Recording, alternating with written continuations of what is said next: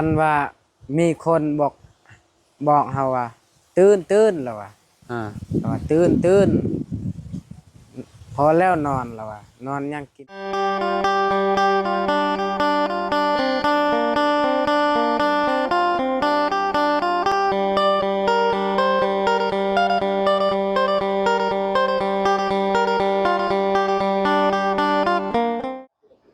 กราบสบายดีสวัสดีพ่อแม่พี่น้อง FC เบิร์ดสุขุสุคนเนาะบ่ว่าสิอยู่ใน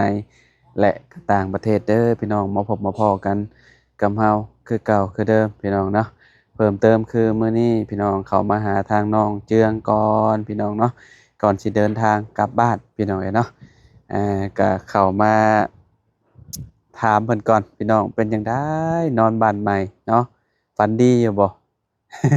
โอเคเดี๋ยวขอไปหาทางนอกเพิ่นกันเลยพี่น้องเอ้ยเนาะพี่น้องเอ้ยเนาะยังเด้มารูปต้นเสาอยู่บาดนี่เนาะ เออรูปคำอยู่เป็นจังไดกับต้นเสา สบายดีเด้อโอ้พี่น้องเอ้ยเนาะขออนุญาตเด้อน้องเด้อโดยเฮ็ดหยังกับต้นเสาอะสิแกะอันนี้ออกบ่หรือแนวใดบ่อืมเห็นแบบเสามีเสาปูนแล้วก็อันนั้นอยากรักษาอยากแบบเห็นแล้วก็ดีใจอืเห็นมเป็นเสาปูนเบิ่งไกลๆงามอืม คือ FC เพิ่นก็อันน่ะพี่น้องเอ้ยเนาะเพิ่นว่าอยากก็คือจักให้อาเจืองได้อันเทพื้นน่ะนะพี่น้องเอ้ยเนาะโดยว่าเทพื้นคือสิดีว่าซั่นเนาะก็ดีอยู่ได้พี่น้องเอ้ยเนาะเทพื้นเวลาน้องพลักย่างดินเนาะเดี๋ยวโดเนาะยคานหรือว่าคานอีหยังน่ะพี่น้องแถวนี้มันจังบ่เปื้อนเนาะโดย เต้นเขาเจ้ายังบ่เอาอยู่เนาะเจ้าเนาะโดยเขาเจ้ายังตอบ่ได้นแรกมาอยู่เขาเสียอืมเป็นอะไรไม่เฒ่าเมื่อแล้วบ่ โดยเมื่อเช้านี้ไผมาหับเราอันนั้นเอื้อยทางเมียอืมเราอยู่บ้านสาอืมผ้าห่มเอาให้ลาพื้นหนึ่งบ่โดยตอนนั้นเออแต่ว่าเราเอาเมื่อบ่ได้จังน้อยเฮาไปส่งโอ้เดี๋ยวสิมาส่งเราเองโดยโอ้ FC ว่าเจ้าฮู้จักความอีหลีว่าโดยฮู้จักแบ่งปันให้พ่อเฒ่าแม่เฒ่าว่าซั่นโดยผ้าห่มแล้วก็หมอนกำมอนพร้อมบ่โดยอ่าถือว่าสุดยอดเลย โดเนาะยแบบตอบบุญคนอืมตอบแทนเพิ่นโดเนาะยเพิ่นมาซอยเวียกซอยงานพี่น้องโดยเอ้ยเนาะเจ้าสิมาส่งเองบ่โดยเจ้าสิเอารถให้มาส่ง นั่นแหละยืมรถอันนั้นอายไปยืมรถไผอายยืมรถบ่เมืองบ่โดยบ่แม่นเบานั่นลูกอายเฮาผู้ที่สองโอ้รถเพิ่นสิบ่พังอีกบ่จักแหละ รถคือว่าเก่าคือกันรถคันนี้ก็ได้รเนาะถตัวนี้ก็พอเท่าเราซื้อให้อืมเก่าๆซะรถคันนี้ก็ได้พี่น้องเอ้ยเนาะเสียงอีกแล้วเจืองเอ้ยบืนโนนบืนหยังถึกโอ้คือสิดีอยู่ซะรุ่นนี้เนาะ โดย Honda ผู้ตัวนี้เนาะโดยเสียงเป็นบัดนั้นนุ่มแฮงบ่เสียงมันโดยลองดูหาเจืองไปโจ้ ใช่เลขไว้อยู่พี่น้องเอ้ยเนาะเออ คือสิดีกว่ารถเจ้าอยู่รถเจ้ามันเป็นบ่แม่นยี่ห้อ Honda โดยโอ้บ่เป็นหยังแต่คันนี้น่ะแน่นอยู่เสียงมันนุ่มเนาะโดยหักควันเด้ควันรุ่มอยู่ควันอยู่เด้อพี่น้องอยากรวมเติบแล้วแต่ว่าคือสิบ่เป็นหยังดอกเขาว่าเนาะโดยบ่เฮาไปส่งฮอดบ้านสร้างซื่อๆได้อยู่ทางแบบทางง่ายอืมแปลว่าเพราะว่าเพิ่นนั่นน่ะนั่งรถจักรเนาะโดเพิ่ยนก็เลยบ่กล้าถือเนาะอ่ลูกเคยแบ่งผ้าห่มให้กับอันนั้นกับหมอนอืมกับหมอนพี่น้อยเนาะผ้าห่มที่ว่าเพิ่นตุ้มนั่นแหละเนาะโดยแต่ว่าน้องเจืองเพิ่นตกไอ้อันแกะออกมาให้แม่เฒ่ากับพ่อเฒ่าเพิ่นตุ้มโดยก็เลยอันเอาให้เราเลยพี่น้องเอ้ยเนาะโดยแบ่งปันเราก็ได้เนาะอันน้องห้างบ่ใช่ซะอยู่เฮือนโอ้อยู่กับพลักโดยเครื่องผู้ โดย เป็นได้นอนเฮือนหลังใหม่น้อง โดยพันอยู่ ฮะพันแบบไร พันว่ามีคนบอกเฮาว่าตื่นแล้วว่า อ่า เราว่าตื่นพอแล้วนอนแล้วว่านอนยังกินบ้านกินเมืองเฮาก็หลับตาไปนี่ตื่นบ่เห็นไผแล้วก็นอนต่ออีก ตอนจักโมง ตอนประมาณได้ละ3โมง 3 โมง โดย 3 โมงกลางคืนนี่เนาะ โดย3โมง2โมงสำนั้นแหละ เพิ่นเว้าแบบว่าตื่น โดย นอนกินบ้านกินเมืองบ่ โดย โอ้ ตื่ แบบนั้นบ่ ตื่ว่าโดยแบบคือว่าแบบอันนั้นน่ะแบบเฮ็ดอันมาเรามาบอกว่าให้รักษาเฮือนแบบนั้นแหละ เออ ตื่นให้เฮ็ดเวียกเฮ็ดงา คล้าย น ๆคือแบบว่าอย่าขี้คร้านแบบนี้เนาะ โดย ให้ไปเฮ็ดเวียกเฮ็ดงานเนาะ โดย อืม ก็ เจ้าที่เจ้าทางนั่นแหละนี่ โด เนาะ ยเจ้าที่เจ้าทางแล้ว เออ แบบเฮา คือว่า เฮาจำมันแล้วเฮาบอกมันแล้ว อืม บัดนี้เราก็บอกสอนเฮาอีก อืม ว่าให้เฮาขี้คร้านแบบนั้น แบบว่าคล้ายๆคือจะขี้คร้านอย่างยังนี่แหละติ โดย เออ แบบเฮาขึ้นเฮือนขึ้นศาลเฮาจำ อืม ให้เรากินเราหยังแล้วก็ อืม ให้แบบจำแล้วเฮาก็บอกว่า อืม ให้เบิ่งแยงเด้อลูกเต่าแบบนั้น อ่า เราก็เบิ่งแยงอีหลี เออคักๆๆๆจะเนาะไปเบิ่งอันไปถามน้องฮังก่อนซะ โดย น้องฮังพันอยู่บ่เนาะพี่น้องเจืองฟันว่าอ่าเพิ่นมาบอกแล้วจะขี้คร้านพี่น้องเอ้ยเนาะให้ตื่นไปเฮ็ดเวียกเฮ็ดงานว่าซั่นโอ้สุดยอดเลยอันนี่เนาะ โดย นอนคืนแรกก็ได้เต้ไอ้น้องฮังน่ะเฮ็ดหยังอยู่เด้เนาะเอิบอึบบูจ๊ะปลาลักเอ้ยสบายดีเด้อน้องอ่า ปลาลัก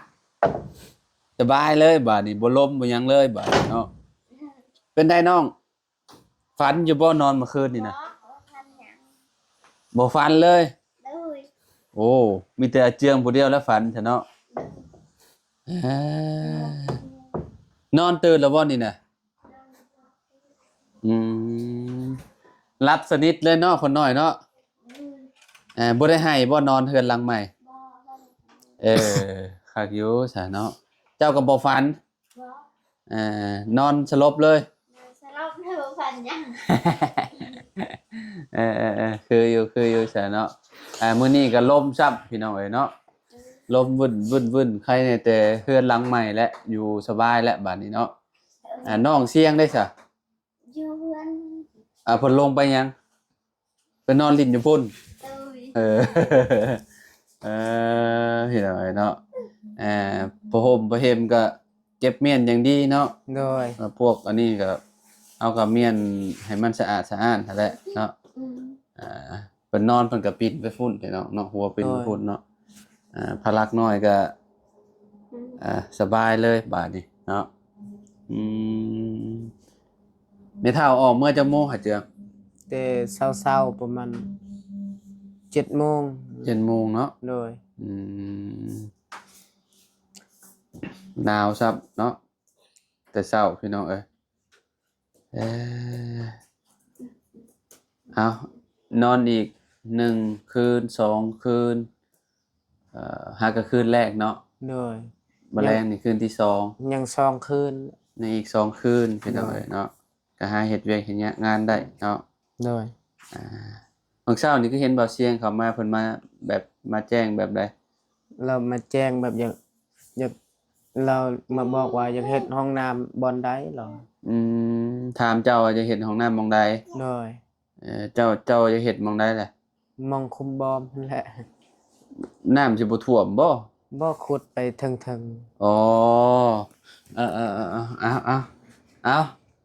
หน้าแตกบ่นี่มันหนาว หนาว หน้าแดงเลย หนาวนะ หน้าแดงไปเฮาก็ลงไปข้างล่างก่อนซะเนาะ โดย น้องห้างบ่อันนั้นบ่ฟันบ่หยังเลยพี่น้องเอ้ยเนาะโอ้แสดงว่าน้องห้างนี่สบายเนาะบ่ได้มีความฝันแต่น้องอาเจืองนี่ก็เพราะว่าเป็นหัวหน้าครอบครัวเด้เนาะ โดย เพิ่นก็เลยมาบอกมาสอนพี่น้องเอ้ยเนาะมาบอกอย่าให้ขี้คร้านเด้อให้ตื่นแต่เช้าหาเฮ็ดเวียกเฮ็ดงานเนาะ โดย ก็ดีคือกันเนาะพี่น้องเอ้ยน้ำเพิ่นมาดีแล้วอันน่ะเพิ่นมาบอกมากล่าวเนาะเออประเพณีสิแตกต่างกันพี่น้องเนาะเพราะว่าเพิ่นอีหยังนะเวลาเพิ่นจำเพิ่นบอกนะเพิ่นสิเอาหยังมาทาใส่ต้นเสาหั่นเนาะ เอาค่าบ่เอาหยัง เพิ่นเอาหยังทาใส่ต้นเสาว่าเอาเลือดเอาหยังบ่ เอาเลือดแล้วก็น้ำแล้วก็เหล้า เอ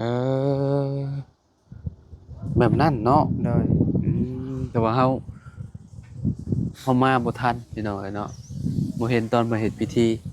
เนาะก็คือเพิ่นสิบอกสิกล่าวแล้วเพิ่นก็สิเอาเลือดบ่ โดย มาเบิดทุกต้นเลยบ่ โดยมันทุกทนแล้วก็มันไดอีก เออ มันไดกระทะมันไดเนี่ยเพื่อว่าพี่ป๊อบขึ้น กัน โดยการพี่ป๊อบ อ๋อ แล้วก็พี่หยังต่าง เออพี่น้องเอ้ยเนาะก็สินั่นแหละความเชื่อแต่ละพื้นที่แต่ละท้องถิ่นพี่น้องเอ้ยเนาะ ๆเฮา จะบ่คือกันเนาะ เฮ็ดเฮาอันนั้นเดินแบบวังเฮือนนี่บ่ได้วังแบบคือเบาเสียงว่า แบบใด แบบไปอ้อมเฮือนนี่ จุมเจ้าบ่ได้อ้อม อ้อมแต่ว่าบ่ได้อ้อมหมดเฮือนอ้อมแต่เช้านี่แหละ อ้อมแต่ต้นเสา โดย ต้นเสาเดียวบ่ ต้นหมดเช้านี่แหละ อืมอยู่ในเดี๋ยวอยู่ในบ้านจุมข่อยก็สิย่างอ้อม3รอบเด้3รอบเด้ในบ้านจุมข่อย โดยแต่ว่าบ้านคอยนี่ก็เกิดเป็นเฮือนคือกันเฮือนเฮานี่บ่ย่างและออมแบบนี้ มีแต่ย่างเสาตัวนี้ออมย่างออมเสาตัวนี้แล้วก็เสาตัวนี้อีก อ๋อแปลว่าลอดไปปึ๊บแล้วไปแบบนี้บ่ บ่ออมไป ย่าง แบ แบบ บ ใด นี้นี่สมมุติว่าออมแบบนี้แหละ อ๋อย่างอ้อมแบบนี้ โดย อ้อม3รอบแล้วไปอ้อมพุ่นอีกบ่ โดยแล้วก็ไปอ้อมพุ่นอีก อ๋อก กตัวใดอันนั้นต้นตัวใดเขามัดตัวนี้อ้อมตัวนี้ก่อน อ่าอ้อมตัวนี้ อ๋อ ก่อน ต่างกันซะเนาะ โดย แต่ เว บ้าน ลา เวลา เข้าใจ เขา แล้ว อ้อมบ่ให้คนอยู่เฮือน เอ่อ อ้อม แต่ว่าบ้านซุบ้านสิย่างหอบแบบนี้เลย โดย ย่างวนไป3รอบ โดย บ่ได้อ้อมต้นเสาแบบเจ้า โดย โอ้โอ้แตกต่างกันหลายซะพี่น้องเอ้ยเนาะ แบบว่าต้นตัวนี้เขามัดตัวนี้อ้อมตัวนี้เห็นอ้อมตัวนี้แล้วก็ไปเสานั้น อ่า ไปเสานั้นแล้ว ไป ก็ เสานั่น โดย อืม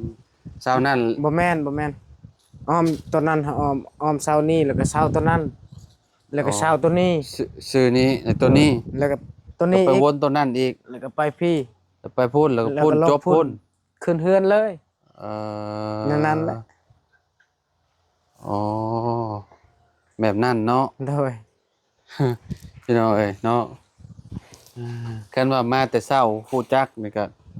สิได้ถ่ายให้ FC เบิ่งอยู่แต่ว่าอันนี้คือแบบเพิ่นตื่นมันเฮ็ดตั้งแต่ 4-5 โมงพี่น้องเอ้ยเนาะ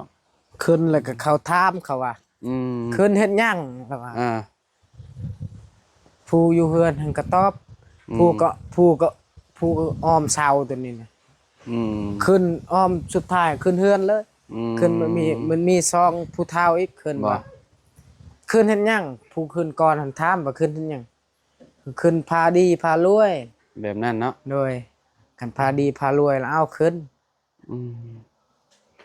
มองได้ในใจเจ้าสิเฮ็ดห้องน้ำมองนี้บ่ โดยมอง ขุดมอง นี้ นี้แล้วติเนาะ นี่ขุดมองนี้ อ๋อขุดมองนี้ โดย ขุดมองนี้เนาะ แล้วก็ดินหันปะอยู่คุมหันเลย ขุดลงไปถิ่มลงไปพุ่นเนาะ โดย คันว่า ตมห้องน้ำในนี้นะ กันว่าเจ้าเฮ็ดลงหลุมหลายบัดยามพ้นแล้วย่านแบบน้ำท่วม โดย น้ำท่วมแล้วมันสิยาก โดย เนาะคือเฮือนหนองไส้แล้วเวลาฝนตกลงมา มันไหลลงมาแต่เทิงพุ โดย น้ำมันไหลลงมาแล้วท่วมบ่เลย แล้วก็ใช้งานบ่ได้ โดย ยามพ้นน่ะอันนี้ก็ขุดแถวเทิงนี่เนาะ โดย แถวเทิงนี่พอดีแหละพี่น้องเอ้ยเนาะดินเฮาก็สระลงไปพุ่นเลย โดย เนาะ เวลาฝนตกคือน้ำก็สิหลายเติบอยู่เขาว่าแถวนี้เนาะ โดยหลาย อืมมันตกต่อเนื่องแล้วน้ำมันก็เต็มอยู่ห้องน้ำใช้การบ่ได้ขุดหม้องนี้แล้วก็ห้องน้ำหม้องนี้ อันนี้หม้องเขาเนาะ โดย อ่าอนาคตก็เฮือนขอเฮือนครัวก็สิสมมุติว่าบ่มีหรือก็สิตัวนั้นแหละติเจ้า โดย ไว้ดังฟืนดังไฟเนาะ โดย อ่าเฮ็ดคืออันเฮือนน้องไม้เด้ โดย แบบว่าอันเฮ็ดเป็นเฮือนครัวน่ะแล้วก็เฮ็ดหม่องช่องระบาย โดย เนาะปาดเนาะให้มันเฮาขึ้นไปดังอยู่เทิงอะเด้ โดย ดังอยู่เทิงเฮาก็เฮ็ดแบบให้มันลมเข้าได้เนาะ โดย เวลาฝนตกมันก็เฮาก็อาศัยแบบเปิดประตูปิดเอา โดย ใช้แบบยู่ก็ได้เนาะ โดย สมมุติว่าเฮ็ดประตูปึ๊บแล้วก็อ่าเวลายามมันร้อนเฮาก็ดันขึ้น โดย เฮ็ดได้อยู่บ่เฮ็ดเป็นอยู่บ่ บ่เป็นแหละ เด้เฮ็ดคือประตูเจ้าน่ะ โดย ฉะนั้นเจ้าเฮ็ดเองเหรอวะ โดยตอนนั้นเฮ็ดเอง อืมนี่เฮ็ดเป็นพาน้อยๆเด้แล้วก็สมมุติว่ามียางตีรถเก่าเนาะ โดย ยางตีรถเก่าเฮาก็ตอกเอาตอกใส่นี่เฮาก็เฮ็ดเป็นพาแบบนี้เฮ็ดไม้แบบนี้เฮ็ดไม้แล้วก็เฮาก็ตอกแล้วก็เฮ็ดหมองโย่หมองหัน โดยฮู้แล้ว ได้แล้วว่า โดย อ่า เปิดอยู่เทิงแบบ แม่ นี้ นแม่น โดยฮู้ แบ แล้ว บนั้นเลยเปิดอยู่เทิงยู่เอาเลยเวลามันร้อน โดย ยามหนาวเฮาก็ปิดเมียน โดย พี่น้องเอ้ยเนาะอันนี้ก็ดังได้คือกันเนาะสมมุติว่าเฮาอยากดังเนาะ โดย โอ้ได้หลายโลเติบเด้เนาะ โดยประมาณได้ละ3โล เออเก็บสะสมเมียนเรื่อย โดย ๆมันได้หลาย คันเฮาไปเดินไปตามทางเห็นแล้ว ๆอืม โอ้ยจอดรถก่อนเก็บก่อน คะแนนจะไปตามทางเจ้าก็เอารถเลย โดย หาเก็บโอ้ได้ราคาดีได้นี่คะแนน ได้ เฮาได้หลายน่ะมันเป็นโยมบ่ โดย เจ้าห้อง โยม แม่นบ่โยม โดยแม่น มันหักเบาเนาะ โดย มันเบาเฮงพี่น้องเอ้ยเบาหักเป็นราคาคือว่าและมันเบาเฮงเนาะรถถีบอยู่แถวนี้ก็เจ้ารถถีบเก่าก็เจ้าซื้อเท่าไรได้เนาะมันเป็นเหล็กนะโลเท่าไรโล 3,000 บ่ โดย 3-4เนาะประมาณนี้เนาะ 3-4สำนั้น พอเห็นคนแถวบ้านข่อยน่ะก็เจ้าสิมาหาเลาะซื้อเอาแถวนี้แหละ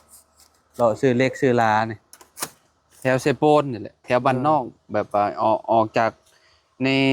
ตัวเมืองนี่น้อยหนึงอะนะแบบว่าออกไปผูกแถวคล้ายๆคือบ้านน้องเมียเจ้านี่แหละคือบ้านเมียเจ้าเนี่ยแถวบ้านนอกบ้านนาก็เจ้าไปหาเลาะซื้อพวกเศษเหล็กอันหยังเอาตึ้มมาติ้มนะ โดย เจ้าก็ซื้อคือกัน โดย ก็สิได้ราคาอยู่เด้น่ะก็ได้มันแฮงนักอะเนาะเจ้าเนาะ โดย แล้วก็เจ้าเอาตีผ้าก็เจ้าเอาเหล็กอันนั้นบ่เฮ็ดเนาะ โดยเล็กบอม เหล็กบ่มเหรอบ่ โดย โอ้สบายดีเด้อ เอ้ยหาก็ลงมาจากบ่อนแล้วก็ได้พี่น้องเนาะกินอ้อยพร้อมบาดนี้มาอยู่ได้จักทิศแหละฮะน้องเมียเจ้านี่ ประมาณ2ทิศปลาย 2ทิศกว่าเด้เนาะ โดย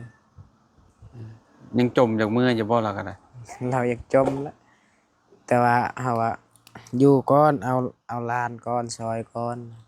เจ้าบ่ได้ไปเอาแฮงหลายมื้อเลยเว้ยเนาะ โดย ตั้งแต่ขุดท่อน้ำปุ๊บพี่น้อยเนาะเอาอดเอาเนาะ โดยยังขาเวียกเฮ็ด จะน้อยเฮ็ดห้องน้ำอีกก็เอาอีกแล้วนี่ โดย ติดเวียกอีกนี่ โดย อดเอาหั่นแหละน้องเอ้ยเนาะ โดย แนวใดเฮาสิได้เฮาก็เฮ็ดเอาเนาะ โดย ช่วงนี้ก็คนถอนมันหลายเนาะเขาเจ้าก็เร่งถอนมันเพราะว่าเขาเจ้าจะปลูกเนาะเจ้าเนาะ โดย บางคนแบบถอนปุ๊บแล้วก็เจ้าก็ไถเลยแล้วก็ปลูกต่อเลยพี่น้องเอ้ โด ย ย เนาะถอนมันเนาะหนาวพร้อม คักอยู่ยามนี้นะมันหนาวมันก็บ่ร้อนปานใดบ่เมื่อยปานใดดอกเนาะ โดย